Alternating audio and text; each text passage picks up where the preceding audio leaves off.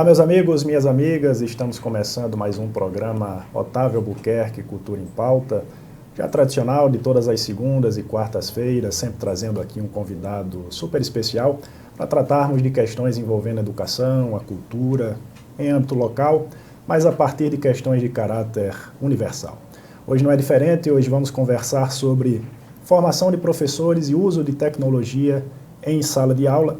E é com muita satisfação que eu recebo aqui o professor Olavo Vitorino, que vai falar sobre esse assunto tão importante que é a tecnologia e a formação de professores. Professor, muito obrigado pela gentileza de ter aceitado o nosso convite. Eu que agradeço, Otávio, dialogar sobre essas questões atuais e tão dinâmicas é cada vez mais necessário. Muito obrigado. Antes de começar o papo com o professor Olavo Vitorino, vamos só saudar aqui os nossos parceiros comerciais de sempre apoiando aqui o programa Otávio Albuquerque Cultura em Pauta. Começando aqui pelo Jocauto CVT, câmbio automático, peças e serviços aqui mesmo em Parnamirim, na rua Vale do Sol. Só passar aqui o telefone do Jocauto. 3272-3829 é o telefone aí do meu amigo Fernando da Jocauto. Passando agora para Padaria Quipão Premium, da minha amiga Auxiliadora, lá na Avenida das Alagoas, em Neópolis, em Natal. Telefone aqui da Quipão Premium, 3217-7814. Segue aí a Quipão Premium nas redes sociais, Facebook e Instagram. Passando agora para Bocata gastronomia saudável, para você que precisa fazer dieta, tem restrições alimentares, a Bocata é o local, 99402-6193 é o telefone aí da Bocata, segue eles lá também no Instagram e no Facebook. Passando agora para a Bookstore da minha amiga Fábia Uerrara, moda feminina exclusiva, faz o seu momento melhor, o telefone 998-635-0852 é o telefone do A Bookstore, segue aí nas redes sociais, Facebook e Instagram. Passando agora para Edson Barbearia, lá na Avenida Bel Cabral, 2221, em Nova Parnamirim. Telefone 9618-0090, 9618-0090 é o telefone aí da barbearia do Edson Carlos. Laricão Roots, lá na rua Quintino Bocaiúva 35, Cidade Alta Centro, telefone 98887-6312, segue aí também o Laricão Roots no Instagram. Passando agora para Tempero de Casa da minha amiga Liliane, Marmitaria Delivery, 98166-8212, é o telefone do Tempero de Casa da Liliane. Agora, para fechar, sempre ele, Humilde Tião, lá na rua Juiz de Fora, em Neópolis, em Natal, sempre apoiando aqui o programa Otávio Albuquerque Cultura em Pauta. Grande abraço aí para o Bar e Restaurante do Humilde Tião.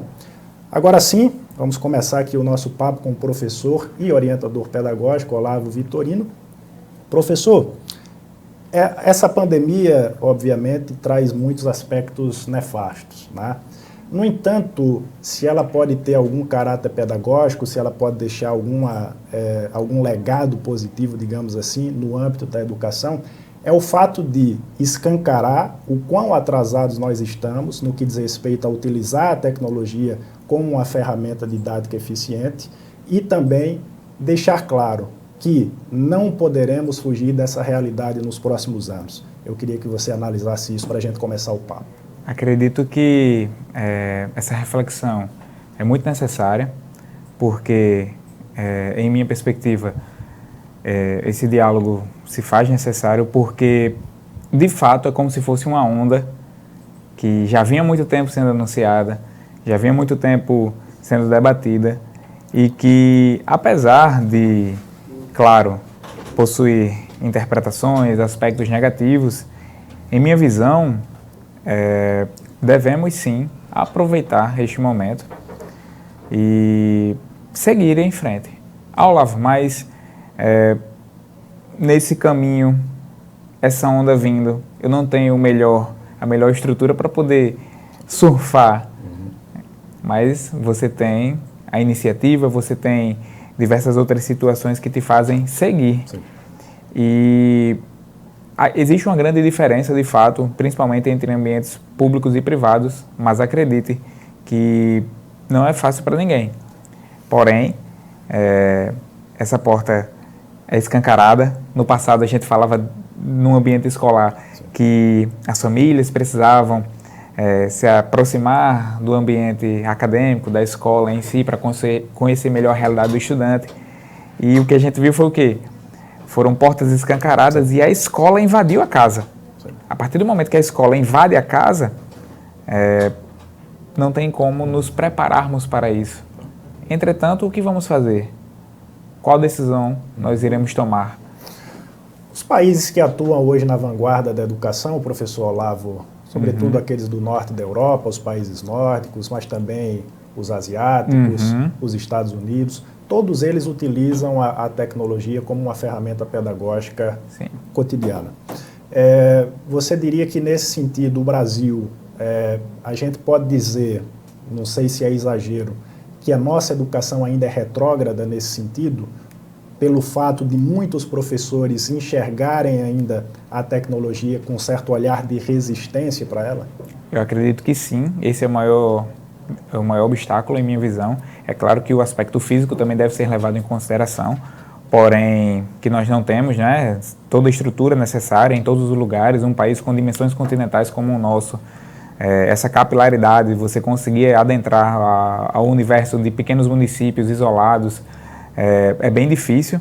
Porém, creio que essa visão do profissional em minha perspectiva, um dos pontos mais importantes. E a gente tem que enxergar a tecnologia como um potencial agregador. E não a tecnologia apenas também como a tecnologia digital, compreende? Porque muitas das vezes, nós quando falamos de tecnologia, a gente só pensa, é o notebook, é a internet, e não é. Desde muito tempo, diversos avanços tecnológicos vêm acontecendo, de evolução de fibra, de quadro, de iluminação. Isso são tecnologias também, e que foram sendo adaptadas à sala de aula com o passar do tempo. Então, em um universo digital, não tem como nós virarmos as costas para essa mudança, porque é necessária. Professor, na década de 20, quando o rádio chegou aqui, não se popularizou imediatamente. Isso só vai acontecer lá na década de 30. A TV, na década de 50, trazida pelo Assis Chateaubriand, também demorou um certo tempo para se popularizar. A internet chegou aqui no Brasil no final dos anos 80, mas demora muito tempo. Hoje a gente vai ver os números do ano passado, 2020, 25% dos brasileiros, ou 46 milhões de pessoas, ainda não têm acesso à internet em suas casas. Você diria que os aparatos tecnológicos, nesse sentido, embora sejam ferramentas pedagógicas importantes, ainda fomentam ainda mais esse abismo que existe entre o ensino público e privado? Com certeza. Além da nossa postura frente a esses desafios, a estrutura faz muita diferença. E, como eu disse anteriormente, em um país com dimensões territoriais continentais como o nosso, as particularidades devem sim ser levadas em consideração.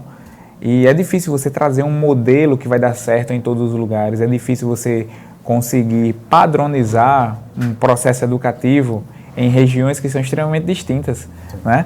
E, infelizmente, nós temos também muitas regiões com falta de estrutura básica no que diz respeito a tratamento de água, no que diz respeito ao transporte, no que diz respeito a coisas básicas. Então, isso reflete também para que uma internet de qualidade não seja tão fácil você conseguir levar a todo lugar. Um equipamento de qualidade de transmissão também não seja tão fácil, tão simples. Então, creio que é um outro fator agravante e que, infelizmente, acaba, por vezes, condicionando essa qualidade e escancarando essa diferença, né? Que já existia um abismo, porém, atualmente nós vemos que ele aumenta diante dessa perspectiva. A tecnologia, a informação contida nos aparatos tecnológicos, no celular, no tablet, são muito mais precisas, eficientes, são muito mais completas, convenhamos, do que o professor, por melhor que ele seja, é capaz de oferecer. O professor, esse mais conservador, ele teme, no fundo, com a absorção da tecnologia para a sua didática, ele teme perder esse papel que ele sempre teve de arauto do conhecimento, de dono do conhecimento em sala de aula? Se ele tratar a tecnologia de maneira superficial, sim. E atualmente, o que é que a gente vê, né?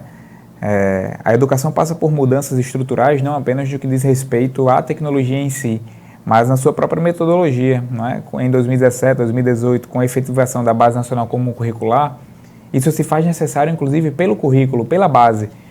E o professor que continuar observando de maneira superficial, até de forma a pré-julgar a tecnologia, ele, infelizmente, está fadado a ficar para trás. Agora, ele teme, insistindo nessa questão do professor, ele teme muitas vezes perder o controle no sentido de que essas novas gerações, a gente percebe meninos de 5, 6, 7 anos, eles já têm, até por nascerem já inseridos nesse mundo tecnológico, o professor teme perder o controle no sentido de que muitas vezes ele sabe até menos do que o próprio aluno. E a escola, como é que ela vai adaptar o seu papel, o seu currículo, para essas novas gerações que já chegam com esse conhecimento muito notório da tecnologia? A escola é a grande detentora da prerrogativa e da responsabilidade da educação formal. Acredito que as abordagens mudam, mas o papel da escola em si não. Agora, no que diz respeito ao professor e a relação do professor com o aluno no processo de ensino-aprendizagem, ele não deve ser visto de maneira fragmentada. Ele deve, de certa forma, ser visto de maneira a buscar uma ressignificação. E dentro desse processo de ressignificação, o professor, ele perde esse papel de detentor do conhecimento. Isso é cada vez mais necessário. Nós vivemos em pleno século XXI e eu não atuo em sala de aula, por exemplo, cobrando do estudante um determinado conceito. Eu atuo em sala de aula e esse é o objetivo dos professores do século XXI, informar pessoas que saibam tomar decisões, resolução do problema. Então, eu sou um mediador, eu sou um facilitador, eu assumo essa posição de mostrar os caminhos e as possibilidades. Entretanto, não temos como abarcar, eu sou o detentor do conhecimento, eu faço você passar. Eu acho que essa visão, além da tecnologia, é algo que, mais importante ainda, que deve ser mudada. Professor, eu fiz algumas perguntas aqui de forma proposital, colocando o professor numa posição até depreciativa, no sentido de que ele não sabe muito bem utilizar essa tecnologia. Mas é uma visão, obviamente, que pode não conferir com o que é a realidade. Muitos professores acompanham os avanços tecnológicos, né? A gente está aqui diante de um, você acompanha, eu tenho certeza. Agora, entre acompanhar, saber utilizar para o seu consumo próprio e transformá-la numa ferramenta pedagógica eficiente, há um caminho muito longo? Há um caminho longo. E, em minha visão, é muito mais de atitude e de preparação mental do que de questões estruturais. Como eu tinha dito, são muito importantes? Sim, entretanto, esse caminho deve ser trilhado e nós devemos encontrar estratégias para vencer esses percalços, esses problemas que surgem no meio do caminho. E, infelizmente, a gente não aprende isso na faculdade, não é? Mas até isso eu questionava muito ao sair de lá, porém, hoje em dia eu vejo até contravisão. Esse é o objetivo mesmo na faculdade? Ou eu, como profissional, devo buscar esse complemento? Essa é ou não é a diferença que faz, por exemplo, determinadas pessoas se posicionarem em alguns lugares e outras não, porque justamente o percurso trilhado é que faz a grande diferença. Vamos mudar o foco, professor Olavo, passando da questão da tecnologia em sala de aula para um tema que também é extremamente relevante, que é a formação de professores. Uma das premissas freirianas que eu acho mais interessantes, e o Paulo Freire não era o único que trabalhava nesse sentido, mas é a do professor como um perscrutador, o professor que investiga a realidade dos seus alunos, adapta a sua metodologia de trabalho ao contexto social, às especificidades dos seus alunos. No entanto, esse discurso que é contemplado na academia, nos cursos de pedagogia, por exemplo, quando acontece a transição para a sala de aula, ele se perde. E aí eu queria saber por que esse discurso se perde.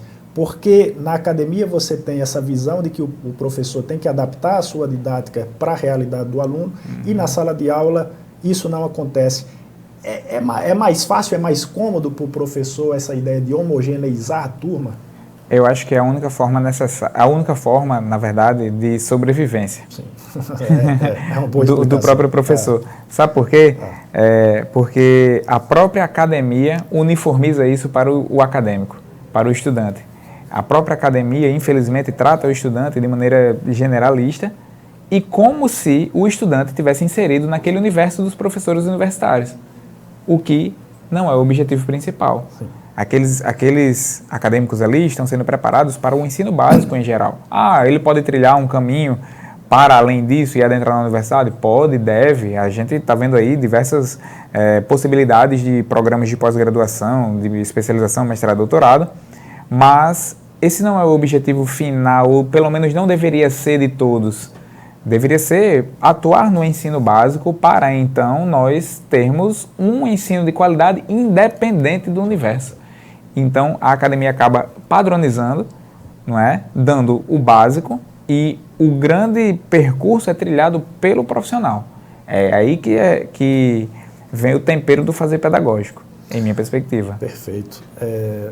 O Rubem Alves, um dos grandes nomes da educação no Brasil, ele tinha uma perspectiva interessante sobre a educação. Ele disse o seguinte, certa vez: o professor não tem que ensinar mais nada para o aluno, porque todo esse conhecimento, essas informações que ele passa, podem ser vistas nas revistas, nos livros, na internet, em qualquer hora, em qualquer lugar. Ele dizia o seguinte: o professor tem que incitar o aluno à reflexão, a fazer o aluno pensar. Eu conheço poucos professores assim. Você conhece quantos? Poucos também. Poucos também. Só que são cada vez mais necessários. É isso que a gente diz.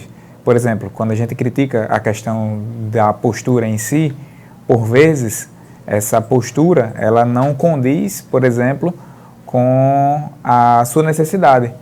Digamos que eu exija tanto do mundo, mas o que eu faço para mudar esse mundo ao meu redor? E é daí que eu vejo muita importância da formação crítica, reflexiva, da resolução de problemas, da metacognição, e que são competências cada vez mais necessárias no século XXI, que não eram ensinadas no passado. Então, se nós trouxermos em sala de aula essas diversas possibilidades, não existe uma padronização do ensino, não é? Nós atuamos de maneira significativa e de maneira significante. Professor, essa pandemia, como eu já falei aqui numa das minhas primeiras questões, ela trouxe uma instabilidade muito grande. Ela gera uma crise do ponto de vista sanitário, político, econômico, talvez seja a principal crise do Brasil republicano. E ela gera uma instabilidade muito grande no campo da educação por essa transição que ela proporcionou entre o ensino presencial e o ensino remoto. Uma instabilidade emocional para alunos e para professores. O grande professor desse momento é aquele que trabalha muito bem questões socioemocionais, a questão da afetividade, e essa vai ser uma premissa, inclusive, para a formação dos professores, dos novos professores? Você foi no ponto certo, Otávio. Eu acredito que, para além da geografia, eu trabalho muito mais questões de motivação, não superficiais, mas de base socioemocional, para que ele esteja preparado, por exemplo, para uma avaliação, para um exame nacional, para os desafios da sua vida, do que muito mais da geografia em si, para ser bem sincero. O papel do professor, né, a gente ouve muito o discurso de, não, eu não sou professor, eu estou como professor. E eu costumo de combater isso aí. Não, eu não estou como professor. Eu sou professor e, para além disso, eu sou um educador. A educação se faz nos ambientes formais e não formais. Então, a pessoa que está em sala de aula, ela deve ser também um reflexo do eu. E esse reflexo, se for feito de maneira verdadeira, com objetivos positivos, não tem como nós educarmos para uma geração positiva para mais à frente. Uma das premissas básicas da BNCC, a Base Nacional Comum Curricular, é a educação integral dos alunos. Sim. Tá? transformá-lo num sujeito plenamente consciente das suas atribuições, do seu papel social, da sua realidade. Essa deve ser uma premissa também para a formação do professor, porque sabe o que eu percebo, professor Olavo? Muitos professores, eles são especialistas em uma determinada área. Eu percebo isso em professores universitários, inclusive.